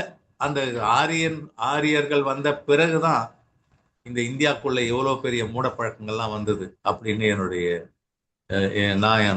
நான் நினைக்கிறேன். அப்படித்தான் இருக்குன்னு நினைக்கிறேன். அதனால இனி வரும் காலங்கள், இனி வரும் சந்ததியினர் இந்த மாதிரி மூடப்பழக்கத்தெல்லாம் விட்டொழிஞ்சி நல்ல முறையில், நல்ல படிச்சு, நல்ல சிந்தனையோடு நற்சிந்தனையில் வாழ வேண்டும் என்று இந்த கலந்துரையாடும் பேரவை நிகழ்ச்சி மூலமாக கேட்டுக்கொள்கிறேன். நன்றி, வணக்கம். சிறப்பாக உரை வழங்கி இன்றைய சிறப்படைப்பாளர் கலிய பெருமாள் ஐயா அவர்கள் கலந்தடுவம் பேரவையின் சார்பாக நன்றிகள் தெரிவித்துக் கொள்கிறேன். வாழ்த்துறை வழங்குவதற்கு நீதியாசன் நடேசன் ஐயா அவர்களை அன்புடன் அழைக்கிறோம். தொடர்ந்து தயாரில் இருக்குமாறு திருக்குறள் காமராஜ் ஐயா அவர்களை அன்புடன் கேட்டுக்கொள்கிறேன். அனைவருக்கும் வணக்கம். இன்று நமது கலந்துரையாடுவோம் பேரவையில் கவிஞர் கவியுவன் என்ற கலிய பெருமாள் அவர்கள் ஆதவன் பார்வையில் ராகுவும் கேதுவும் ஏது என்ற தலைப்பில் மிகச் சிறந்த முறையிலே உரையாற்றி அமர்ந்திருக்கிறார். அவருடைய கருத்துக்களை தினம் தினம் நான் அதிகாலையிலே படித்து கொண்டு வருகிறேன். எனக்கு காலையில் சுப்பிரபாதம் என்பது ஐயா கவியுவன் அவர்களுடைய கவிதையும் ஐயா பிரமநாயகம் அவர்களுடைய கருத்துக்களும் தான். நான் எனது செல்போனை இரவிலேயே நிறுத்தி விடுவேன். காலையில் கண் விழித்ததும் அந்த செல்போனை ஆன் செய்து வாட்ஸ்அப்பில் வருகிற செய்திகளை படிப்பதற்கு முதலில் ஐயா கவியுகன் அவர்களுடைய கவிதை அல்லது பிரமநாயகம் ஐயா அவருடைய கருத்து, அடுத்து மற்றவரையும் பார்த்து இந்த இருவரது கருத்துக்களை நான் படித்துவிட்டுத்தான் மற்ற வாட்ஸ்அப் பதிவுகளை படிப்பது தினசரி வேலையாக வைத்திருக்கிறேன். ஆகவே எனக்கு சுப்பிரபாதம் தருபவர்கள் கவியுகன் அவர்களும் பிரமநாயகம் ஐயா அவர்களும் தான். அவர் இன்று நல்ல பகுத்தறிவு சிந்தனையோடு நல்ல உரையை ஆற்றியிருக்கிறார். அந்த ஜோதிடங்களை பற்றி மிக தெளிவாக அவரது உரை இருந்தது. ஜோதிடத்துல 20 நட்சத்திரங்கள் 27, ராசிகள் 12. அதுல சுக்கிர திசை, வியாழன் திசை, சனி திசை, இப்படி பல திசைகள் இருக்கும். அந்த திசைகளுக்கு கால வரம்பு உண்டு.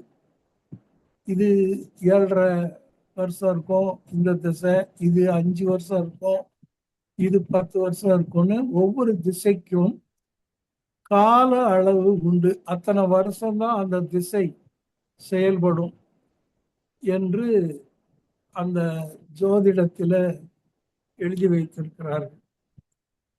இந்த திசைகளின் வருடங்களை கூட்டி பார்த்தால் 120 வருடங்கள் ஆகும்.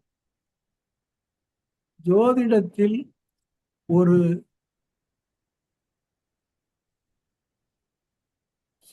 அதாவது சூத்திரம் என்று சொல்வார்கள். அது என்னவென்றால் அடிப்படை தத்துவம். ஜோதிடத்தில் திசை திரும்பாது என்பது ஜோதிடத்தில் ஒரு அடிப்படை தத்துவம். நீங்கள் எந்த ஜோதிடக்காரனையும் பார்த்து நீங்கள் இந்த கேள்வியை கேட்கலாம். ஐயா, சனி திசை நடக்குதுங்கிறீங்க, வியாழ திசை நடக்குதுங்கிறீங்களே, இதுக்கு இந்த திசை ஒருவனுக்கு திரும்ப வருமா ஆயுள் காலத்தில் அப்படின்னு ஜோசியத்தை கேளுங்க. திசை திரும்பாது என்பது ஜோதிடத்தில் அடிப்படை தத்துவம். அப்போ ஒரு மனிதன் 120 வருஷத்துக்கு மேல வாழ்றதுக்கு சான்ஸே இல்லைன்னு நினைச்சு எழுதப்பட்டதுதான் ஜோதிடம். அப்பொழுதெல்லாம் 30 வயசு, 40 வயசு, 50 வயசுலயே மனிதன் செத்துக்கிட்டு இருந்தான். ஆயுள் காலம் ரொம்ப அற்ப ஆயுசுல தான் எல்லாரும் போய்கிட்டு இருந்தான். அதனால ஒரு 60 வருஷம் இருந்தாலும் 70 வருஷம் இருந்தாலும் 120 வருஷம் வரைக்கும் ஒரு மனிதன் வாழ்வதற்கு சான்ஸே இல்லை நினைச்சு எழுதப்பட்ட ஒரு விஷயம்தான் இந்த ஜோதிடம் என்பது. அதனாலதான் அந்த ஜோதிடத்துல திசை திரும்பாது என்று இருக்கிறது. இப்ப எனது நட்சத்திரம் மிருகசீரிடம், எனக்கு ராசி ரிஷபம்.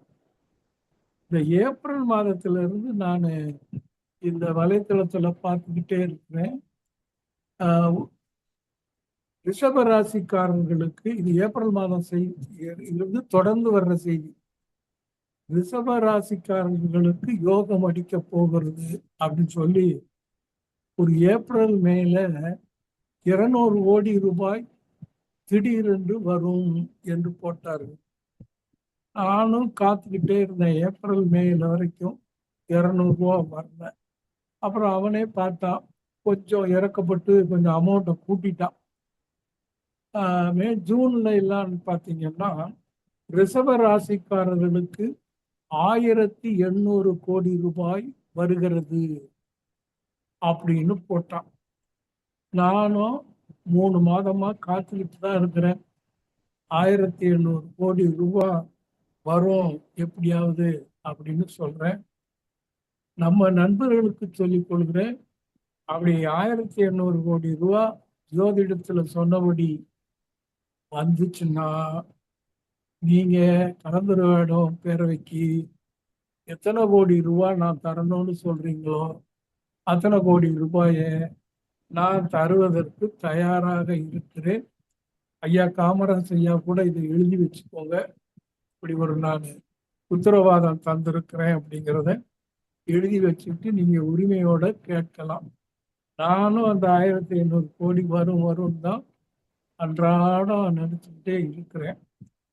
இது இருக்கட்டும், போகலாம்.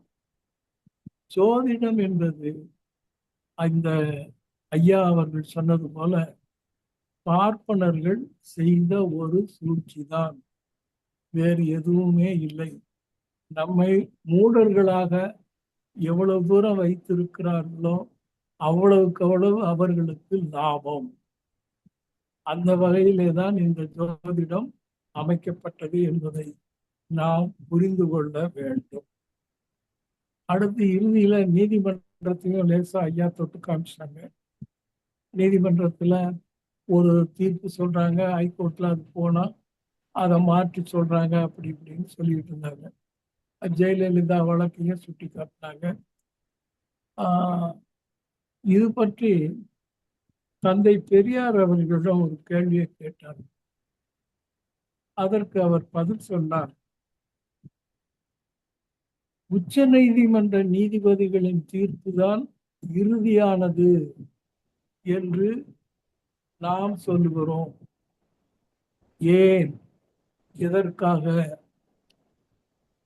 இந்தியாவிலேயே உச்ச நீதிமன்ற நீதிபதிகள் தான் அறிவாளிகள் என்பதாலா?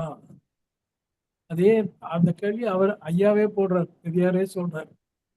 இந்தியாவிலேயே உச்ச நீதிமன்ற நீதிபதிகள் தான் அறிவாளிகள் என்பதாலா? இல்லை. அதற்கு மேல் ஒரு அப்பீல் இல்லை. அதனால் நாம் உச்ச நீதிமன்ற தீர்ப்பை இறுதியானது என்று சொல்லுகிறோம் என்று தந்தை பெரியார் அவர்கள் சொல்லியிருக்கிறார். இதுதான் சரியான படப்பிடிப்பு. உச்ச நீதிமன்றம் தான் அதுக்கு மேல இல்லைன்னா, அதுக்கு மேல அப்பீல் இல்லை, அதனால நாம ஏத்துக்கிறோம். அவன் சொன்னதெல்லாம், அவன் அறிவாளிகள், அவன் சொன்ன தீர்ப்பெல்லாம் சரியானது என்று ஒப்புக்கொண்டு அல்ல. அதற்கு மேல் அப்பீல் இல்லை, அதனால் நாம் ஏற்றுக்கொள்கிறோம் என்று தந்தை பெரியார் அவர்கள் சொன்னார்கள். நமது நண்பர் கவிவன் அவர்கள் பகுத்தறிவு சிந்தனையை விதைகளை விதைத்திருக்கிறார். அருமையான உரை, மிகவும் சிந்தனையை தூண்டுகின்ற வகையில் அவர் சொல்லிய கருத்துக்களை எல்லாம் நான் அப்படியே வழிமொழிகிறேன்.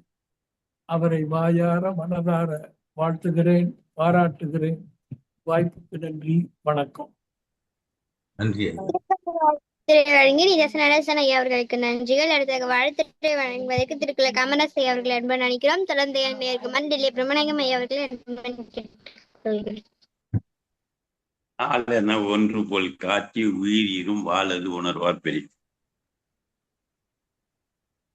ஒரு நாள் போச்சுன்னு சொன்னா வாழ்நாள்ல ஒரு நாள் போயிடுச்சு. இதை வள்ளுவர் எப்படி சொல்றாருன்னா, ஒரு மரத்தை அறுப்பதற்கு ஒரு வாளை எடுத்துக்கொண்டு அறுக்கிறான்னு சொன்னா, ஒரு இழு இழுத்துட்டான்னா அதுல போயிடும். மறுநாள் ஒரு இழு, மறுநாள் ஒரு இழு, மறுநாள் ஒரு இழு, இப்படி இழுத்துக்கிட்டே இருந்தா அந்த மரம் தானா செத்து போயிடும், கீழே விழுந்துடும். ஆண்டுகளாக உதவி ஆய்வாளராக அவர் பார்த்தீங்கன்னா, உங்கள் சிந்தனைக்குன்னு சொல்லிட்டு தினம் ஒரு 1500 கவிதைகளை இன்றோடு முடித்திருக்கிறார்.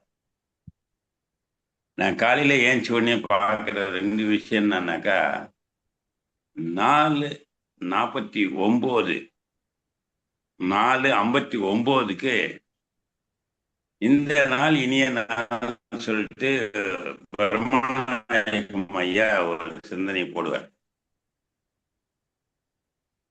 முதல்ல படிச்சுட்டு தான் அடுத்த வேலை கிளாஸுக்கு அமெரிக்க பசங்க கிளாஸுக்கு அப்புறம் தான் போவேன். இந்த 2-3 நிமிஷத்துக்குள்ள கலிய பெருமாள் போடுவார். அது போல சரியான நேரத்துக்கு போடுவாங்க. இதை நான் படிப்பேன், படிச்சுட்டு அதில் விமர்சனங்களையும் சொல்லுவேன். ஆனால் அவரை நான் பார்த்துக்கிட்டே இருப்பேன்.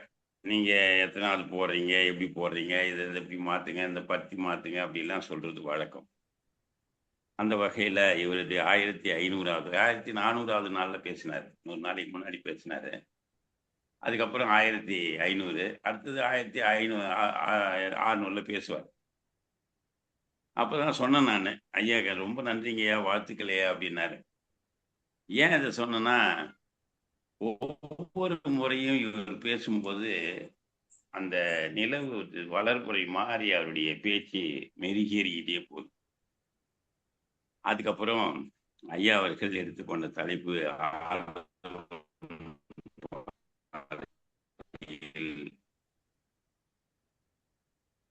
ராகுவும் கேது போலியான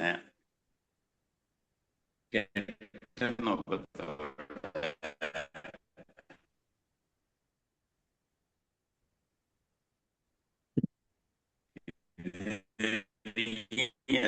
இந்த ஜோசிகாரனும் பெரிய ஆளானதை நான் பார்த்ததே கிடையாது. கையா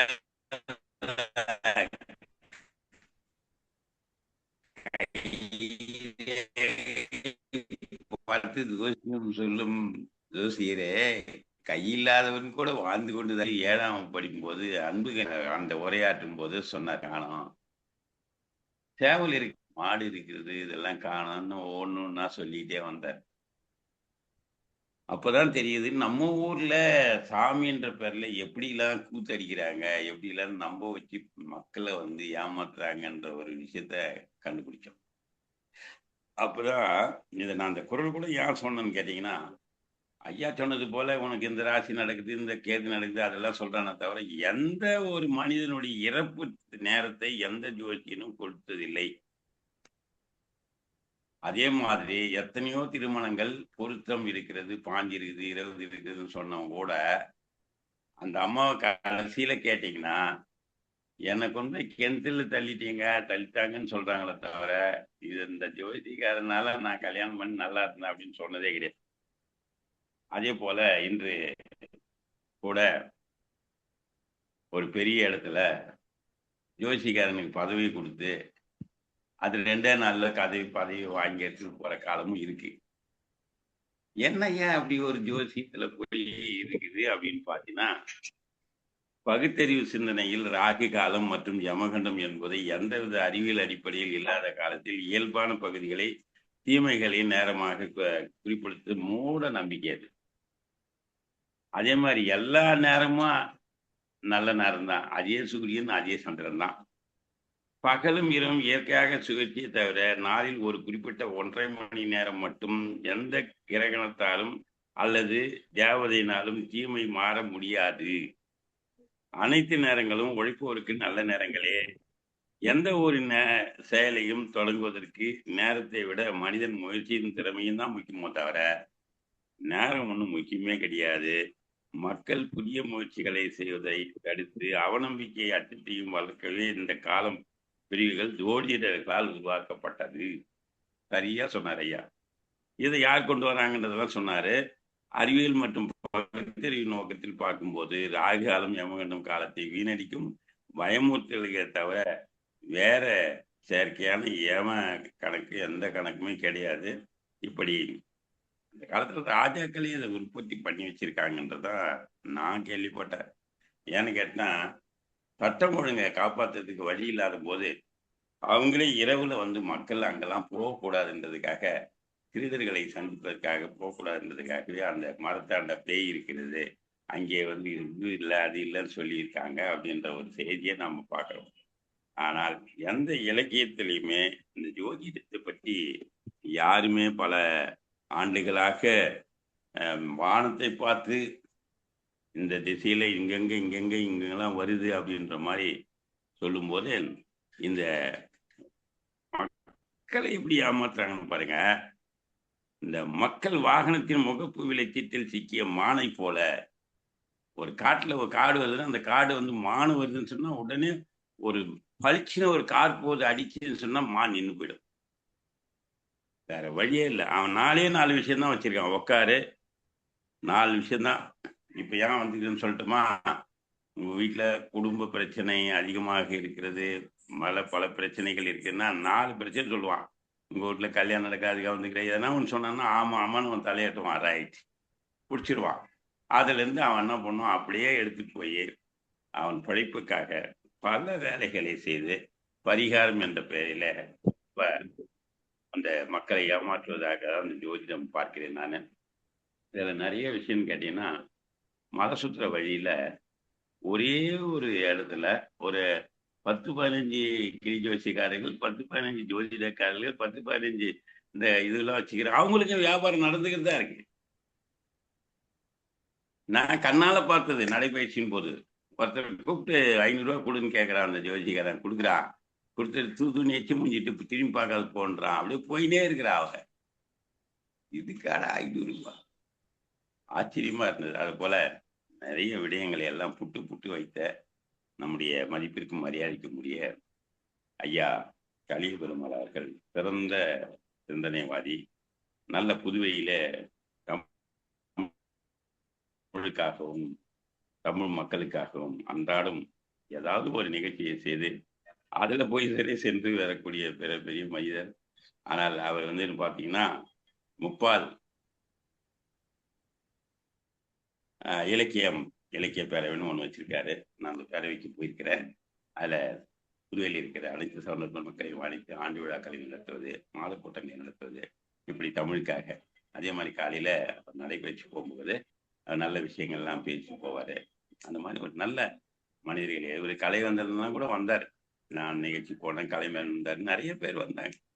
ஆனால் புதுவையில் இருக்கிற அனைத்து சான்றோர் பெருமக்களையும் இணைத்து கலிபெருமான ஐயா அவர்கள் ஒவ்வொருவராக இந்த அரங்கத்திலே பேச வைப்பதற்கு உதவுமாறு கேட்டு, உங்களுடைய கவிதை தொண்டு புத்தகமாக வெளிவரும் போது நாங்கள் எல்லாம் வந்து அந்த புத்தகத்தை அந்த முதல் படியை நீதியரசர் வெளியிட, முதல் படியை பிரம்மநாயகம் வாங்க, நான் அதிலே கடைசியாக உட்கார்ந்து இருக்க, அந்த நிகழ்ச்சியை குணமதி தொகுத்து வழங்க பெரியண்ணன் ஐயா அவர்கள் உங்கள் பக்கத்துல உட்கார்ந்து அவர் எழுத்தாளர் சங்கத்துல உங்களை சேர்த்து உறுப்பினராக சேர்க்க, வினைத்தீர்த்தான் ஐயா வந்து அந்த நிகழ்ச்சிக்கு வந்து ஒரு பெரிய உரை ஆற்ற என்னுடைய வாழ்த்துக்களை சொல்லி விடைபெறுகிறேன். நன்றி, வணக்கம், வாழ்த்துக்கள். சிறப்பாக வாழ்த்துறை வழங்கி திரு கமலசை அவர்களுக்கு நன்றிகள். அடுத்த வாழ்த்துறை வழங்குவதற்கு பிரம்மநாயகம் ஐயா அவர்களை அட்மன் அழைக்கிறோம். தொடர்ந்து தயாரில் இருக்குமாறு வினைத்தீர்த்தன் ஐயா அவர்களை அட்மன் கேட்டுக்கொள்கிறோம். அழைத்ததற்கு நன்றி முத்து குணமதி. செந்தமிழே, உயிரே, நருந்தேனே, செயலினை மூச்சினை உனக்களித்தேனே, நைந்தா எனில் நைந்து போகும் என் வாழ்வு, நன்மை உனக்கெனில் எனக்கும் தானே. இந்த பாடல் வரிகள் அமைந்துடையது. கலிய பெருமாள் ஐயா புதுவை என்பதால் அவருக்கு வாழ்த்துக்கள். இன்றைய ஒரு சிறப்பான தலைப்பு, ஒரு பகுத்தறிவை தூண்டக்கூடிய தலைப்பு. ஆதவன் பார்வையில் ராகுவும் கேதுவும் ஏது என்ற தலைப்பிலான இந்த சொற்பொழிவு வழக்கமாக நாம் கேட்டு வந்த புராண கருத்துக்களுக்கு அப்பால் சென்று அறிவியல் சிந்தனையும் பகுத்தறிவையும் தூண்டும் வகையில் அமைந்தது. ஆதவன் என்னும் சூரியனின் பார்வையில் ராகுவும் கேதுவும் தனித்தனித்த கோள்கள் அல்ல, அவை விண்வெளியில் நிகழும் இயக்கங்களை குறிக்கும் கணித புள்ளிகள் என்பதையும், கிரகண நிகழ்வுக்கு பின்னால் இயற்கையின் ஒருங்கே காரணம் என்பதையும் நம்முடைய சிறப்பு அழைப்பாளர் மிக அழகாக எடுத்துரைத்தார். இதன் மூலம் அறிவும் ஆய்வும் மனிதனை மூட நம்பிக்கையிலிருந்து விடுவிக்கும் என்பதை உணர்த்தினார். உண்மையை தேடும் மனப்பாங்கே மனித முன்னேற்றத்திற்கு அடிப்படை. எந்த கருத்தையும் அப்படியே ஏற்றுக்கொள்வதை விட அதன் பின்னுள்ள காரணத்தையும் விளக்கத்தையும் ஆராய வேண்டும் என்ற எண்ணத்தை சொற்பொழிவு நமக்குள் விதைத்தது. தலைப்பின் புதுமையும் கருத்தினுடைய ஆழத்தையும் விளக்கத்தின் தெளிவையும் எடுத்துக்காட்டுதலின் பொருத்தமும் உரைக்கு தனிச்சிறப்பை அளித்தன. வானிவியல் அறிவியும் தமிழ் சிந்தனையும் பகுத்தறிவும் ஒருங்கிணைத்த விதம் மிகவும் சிறப்பு. ஐயா அவர்களுக்கு கலந்துரையாடுவோம் பேரவையின் சார்பாக வாழ்த்துக்களையும் பாராட்டுகளையும் தெரிவிப்பதிலே மிகுந்த மகிழ்ச்சி கொள்கிறோம். வாய்ப்பிற்கு நன்றி, வணக்கம். சிறப்பாக வாழ்த்துறை வழங்கி டெல்லி பிரம்மநாயகம் ஐயா அவர்களுக்கு நன்றிகள். அடுத்தாக வாழ்த்துறை வழங்குவதற்கு வினைத்தீர்த்தன் ஐயா அவர்களை அன்பன் அழைக்கிறோம். திறந்த இருக்குமாறு பெரியண்ணன் ஐயா அவர்களை அன்பன் கேட்டுக்கொள்கிறோம்.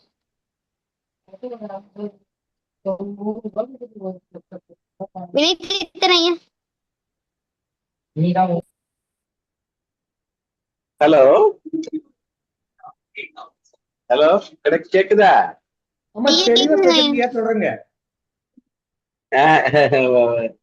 நான் கேட்டேன், நீதியரசருக்கு இத்தனை கோடி ரூபா வருதுங்கிறத எனக்கு ரொம்ப இதுவா இருந்தது. அதாவது 12 ராசி சொல்றாங்க. அப்ப 12ல ஒருத்தருக்கு 1800 கோடினா என்ன ஆகும்? மொத்தம் எப்படியாவது வருஷம் பார்த்தோம்னா 12 ராசிக்கு ஒரு ஆள் இருப்பாரு இல்லையா? அப்ப எத்தனை 1000 கோடி இதைத்தான் பார்த்து காலையில கேலண்டரை கிளிக்கவும் பாக்குறாங்க. இப்படியே போகுது. என்ன சொல்றதுன்னு தெரியல. அதுல எத்தனை திருமணங்கள் நிக்குது. அதெல்லாம் ரொம்ப கஷ்டமா இருக்கு. பல திருமணங்கள் இதுல தடப்படுது. எல்லாம் பிடிச்சிருக்குங்கிறாங்க, கடைசியா ராயுங்கிறாங்க, கேதுங்கிறாங்க. இந்த இந்த இந்த பெரும் கேக்குதா?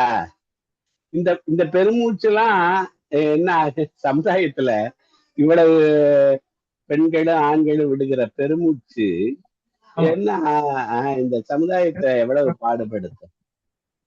ரொம்ப கொடுமை இதுகளை ஆனாலும் நம்புறாங்க, போயிட்டே இருக்கு. அவரை நம்ம காமராஜர் சொன்ன மாதிரி 500 ரூபாய கொடுத்துட்டு பின்பக்கம் பார்க்காமயே போச்சுன்னா அவனும் போயிட்டு தானே இருக்கான். இத்தனை பேரு திருமணங்கள்ல தான் நான் இப்ப பாக்குறேன். ரொம்ப தடைகள் ஆகுது. என்ன பண்றது? எல்லாம் எத்தனை பேர் மறுபடியும் திரும்பவும் சொன்னாலும் அதுதான் திரும்புறது மாதிரி தெரியல. பார்க்கலாம், சொல்லிக்கிட்டே இருக்கலாம். இப்ப நடக்குதோ நடக்குது.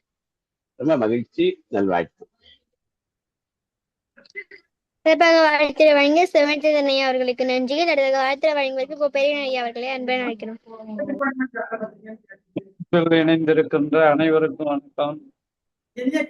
நீதியரசர் ஐயாவும், காமராஜர் ஐயாவும், பிரம்மநாயகம் ஐயாவும், வினயதீர்த்தான் ஐயாவும் பேசிய பிறகு எனக்கு ஒரு நல்ல வாய்ப்பு கிடைத்தது. இந்த ஆதவன் பார்வையில் நான் இந்த ராகு, கேது, செவ்வாய் மூணு பற்றி தான் பெரும்பாலும் அதை வச்சுதான் ஜாதகம் சொல்றாங்க. 2, 4, 8, 12 இதுல செவ்வாய் இருந்தா செவ்வாய் தோஷம்.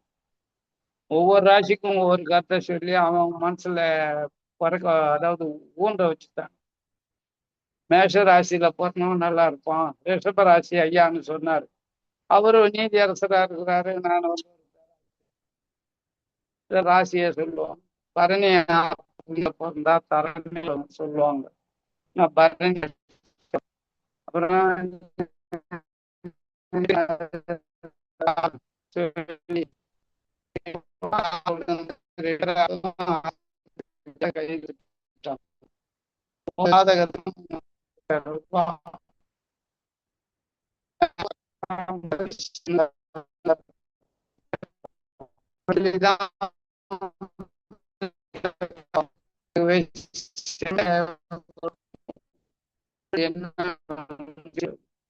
ஜாதகம்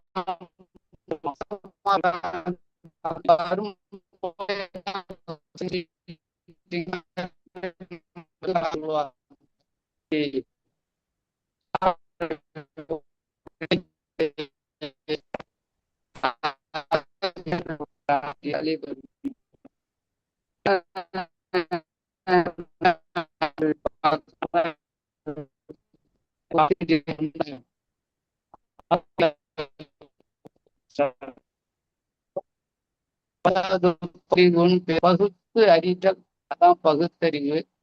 இந்த நிலையில நம்முடைய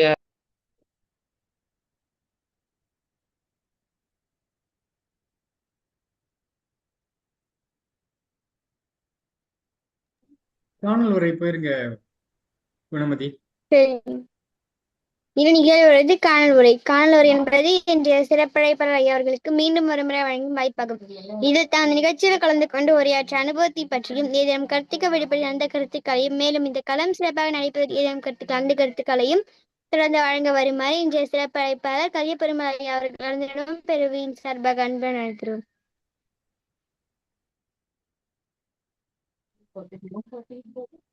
ஐயா மியூட்ல இருக்கீங்க.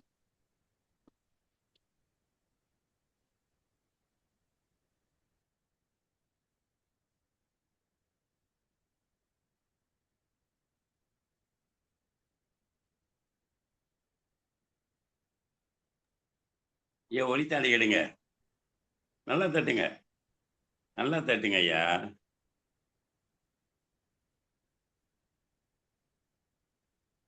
ஏன் ஒலித்தாடை எடுத்தா தான் பேச முடியும்.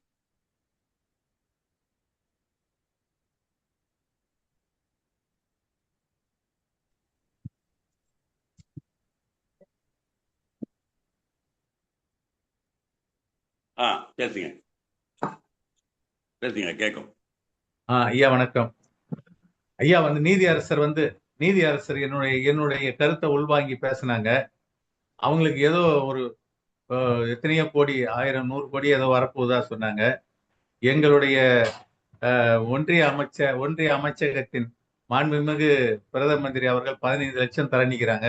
அப்படி வந்துட்டா அவங்க ஆட்சி முடியத்துக்குள்ள வந்துட்டா நான் ஒரு 5 லட்சம் அதுல கொடுத்துட்றேன் ஐயா, இந்த கலந்துரையாடல் பேரவைக்கு. அதுதான் அதை நான் சொல்லிக்கிறேன்.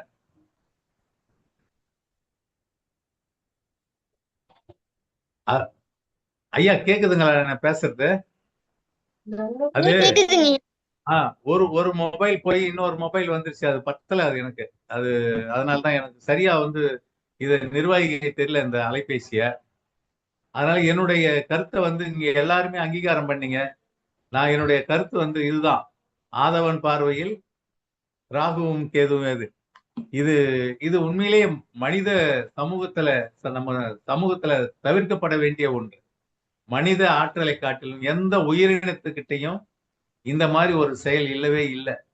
இப்போ நம்ம கிட்ட வந்து இந்த பறவைகள் பேசும், நாம சொல்ற மாதிரி எல்லாம் விலங்குகள் கேட்கும். நாய் நாம என்ன சொல்றோமோ மொழி நம்ம கிட்ட திருப்பி பேசாத மொழிய நாம சொல்ற மொழியை வச்சு அது செய்யும். இப்போ காவல்துறையிலாம் வந்து டாக் ஸ்குவாட்ல நாய் இருக்கும். அந்த நாய் வந்து அவங்க என்னென்ன சொல்றாங்களோ அதெல்லாம் செய்யும். அந்தந்த எக்ஸசைஸ் எல்லாம் பண்ணும். இவங்க இந்த என்ன மொழியில இங்க அதுகிட்ட பேசுறாங்களோ மற்ற மொழி, இப்போ தெலுங்கு நாட்டுல போனா அந்த நாய்க்கு வந்து தெலுங்கு புரியும், நம்ம ஊர்ல வளர்ற நாய்க்கு தமிழ் புரியும். அந்த மாதிரி அந்த விலங்குகள் கூட உள்வாங்கி பேசுது, உள்வாங்கி புரிஞ்சுக்குது. ஆனா அது திருப்பி நாம சொல்ற வேலையை செய்யும். அது மாதிரி நம்முடைய மனித சமூகத்துல நாம அத்தனை ஆற்றல் உள்ள உலகத்துல இன்னைக்கு அண்டத்துல விண்வெளியில வந்து ஆராய்ச்சி கூட அமைச்சு அண்டங்களை ஆராய்ஞ்சிக்கிட்டு இருக்கிறான், கிரகங்களை ஆராய்ஞ்சிக்கிட்டு இருக்கிறான். இது எவ்வளவு தூரத்தில் இருக்குது, எவ்வளவு வேகத்துல சுழலுது அப்படின்றதெல்லாம் வந்து கண்டுபிடிக்கிறாங்க. இவ்வளவு கண்டுபிடிக்கும் படிப்புக்கு மத்தியிலையும் இந்த பழந்தேங்காய் பூ புஷ்பம் எல்லாம் வச்சு இதை படைச்சு வச்சு சூட காட்டி அதை இயக்கத்துக்கு தான் பெரிய வேதனை அளிக்குது. இவ்வளோ அறிவியலை பயன்படுத்தி விஞ்ஞான எல்லாத்தையும் பயன்படுத்தி அவனுடைய மூளையெல்லாம் செலவழிச்சு ஒரு ராக்கெட் தயாரிச்சான்னா அதை அந்த பார்ப்பனர்கள் அவன் கிளப்பி விட்டாதான் போகுதுன்ற மாதிரி ஆனா அதை நம்ம கிட்ட லைவ்ல காட்ட மாட்டாங்க. இந்த இதை அவன் பண்ணிதான் இந்த மாதிரி அந்த ராக்கெட் இதெல்லாம் அனுப்பி விடுறாங்க. இப்போ அவனுடைய அறிவாற்றல்ல எல்லாமே வெற்றி ஆகுது, சிலது தோல்வி அடையுது. இப்போ ஒரு ஆண்டுக்கு 2 ஆண்டுக்கு முன்பு லேண்டர் போய் நிலவுல தென் பகுதியில லேண்டர் சாஞ்சிடுச்சு. அது திருப்பி நிமித்த பார்த்தாங்க, முடியல. அப்ப அதுவும் அப்படித்தானே அனுப்பி விட்டான். ஏன் அது தோல்வி அடைஞ்சது? இதெல்லாம் தான் சிந்திக்கணும். சிந்திச்சு மக்கள் வாழ்க்கையை செம்மைப்படுத்திக்கணும். தன்னுடைய ஆற்றல் அத்தனையும் கல்வி ஆற்றல்ல பயன்படுத்திக்கணும். கல்வி கற்றுட்டா மட்டும் போதாது, சிந்திக்கணும். சிந்தித்தா மட்டும்தான் பகுத்தறிவு சிந்தனையில பாதை அமைச்சு வாழ்க்கை நடத்தணும். இதுதான் மனித சமூகம் இன்னும் வீறு கொண்டு எழும் என்பது என்னுடைய அசைக்க முடியாத நம்பிக்கை. இன்றளவும் எனக்கு வாய்ப்பளித்த நல்லுள்ளங்களுக்கு, கலந்துரையாடல் பேரவைக்கு நன்றி, வணக்கம், வாழ்த்துக்கள். இன்னொரு முறை சிறப்பாக காலுரை வழங்கி இன்றைய சிறப்பு அழைப்பாளர் கலியபெருமாள் ஐயா அவர்கள் தினமும் பேரவையின் சார்பாக நன்றிகள் தெரிவித்துக் கொள்கிறோம். இத்துடன் 2ஆம் பகுதி நிறைவடைகிறது. 3ஆம் பகுதி நிகழ்வை தரணி படைக்கிறேன். நன்றி, வணக்கம். நிகழ்வு எண் 2233. இன்றைய சிறப்பழைப்பாளர் கலியபெருமாள் ஐயா அவர்களுக்கு கலந்துரையாடுவோம் பேரவையின் சார்பாக நன்றிகள் தெரிவித்துக் கொள்கிறோம். நிகழ்ச்சியின் தலைமை ஒருங்கிணைப்பாளர் மரியாதைக்குரிய தமிழ் எண்ணல் கனமல் அம்மா அவர்களுக்கும், நிகழ்ச்சி முன்னாள் இன்னார் ஒருங்கிணைப்பாளர்களுக்கும், நிகழ்ச்சியில் கலந்து கொண்டு வாழ்த்துரை வழங்கிய அனைத்து சான்றோர்களுக்கும், குரலும் பொருளும் வழங்கிய சகோதர சகோதரிகளுக்கும், குரலும் பொருளும் வரலாற்று செய்திகள் வழங்கியவர்களுக்கும், இசைப்பாடல் வழங்கியவர்களுக்கும் வாழ்த்துக்களும் பாராட்டுகளும் நன்றிகளும். நிகழ்ச்சியினுடைய அழைப்பிதழ் பாட்டு சான்றிதழை வடிவமைத்து தரும் சாமிலி அம்மா அவர்களுக்கும் நன்றிகள். கன்றையாடுவோம் பேரவை தமிழ்நாடு நடத்தும் ஆளுமை களம். நாளைய நிகழ்வு எண் 2234, 7/8/2026, வெள்ளிக்கிழமை, திருவள்ளுவர் ஆண்டு 2057, கடகம் 22. நாளைய சிறப்பழைப்பாளர் முனைவர் கௌரி அம்மா அவர்கள். அம்மா அவர்கள் எடுத்துக்கொண்ட தலைப்பு தடைகளை தகர்க்கும் ஆளுமை. மீண்டும் நாளை மாலை 5 மணிக்கு சந்திப்போம் என்று நம்பிக்கையை வெளிப்படுத்துகிறோம். நன்றி, வணக்கம். சிறப்பு. முதல் பகுதியை ஒருங்கிணைத்த திவாசனிக்கும், இரண்டாம் பகுதியை ஒருங்கிணைத்த முத்துக்குணமதிக்கும், மூன்றாம் பகுதி ஒருங்கிணைத்த தாரணி அவர்களுக்கும் வாழ்த்துக்களும் பாராட்டுகளும் நன்றிகளும். இன்றைய சிறப்பு அழைப்பாளருக்கு மீண்டும் ஒரு முறை கலந்துரையாடுவோம் பேரவை வாழ்த்துக்களையும் பாராட்டுகளையும் நன்றிகளையும் தெரிவிக்கிறோம். மீண்டும் நாளை மாலை 5 மணிக்கு சந்திப்போம் நம்பிக்கை வெளிப்படுத்தி அனைவரும் 30 இணையத்தை நிறைவு செய்கிறோம். நன்றி, வணக்கம். நன்றிங்க ஐயா.